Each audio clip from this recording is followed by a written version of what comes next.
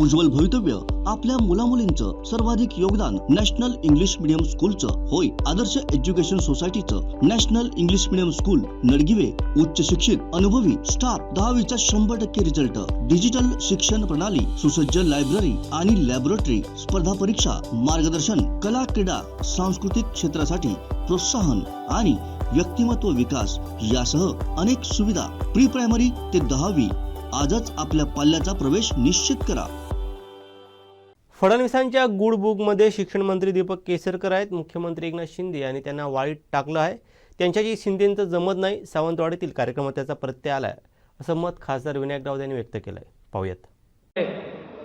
हे सगळं जे काय आहे सावंतवाडीकरांच्या नावाने दिशाभूल करण्याच्या योजना आहेत, त्या फसवेगिरी करणाऱ्या या मंत्र्यांच्या बाबत जागृत होण्याची गरज आहे। परंतु एक मात्र नक्की, आत्ता आमचं शासन नाही आहे, केवळ आपल्या माध्यमातूनच आम्ही बोलू शकतो, निदर्शनं करू शकतो, लोकशाही मार्गाने आवाज उठवू शकतो, ते तर करायला सुरुवात केलेलीच आहे।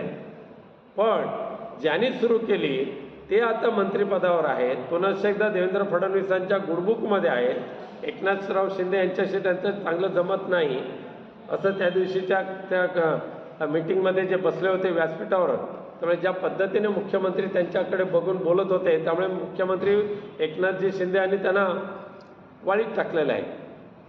कारण त्यांनाही माहिती आहे की निवडणुकीच्या वेळेला हे आपल्या गटात राहणार नाही, हे तिकडे जाणार भाजपच्या गटामध्ये।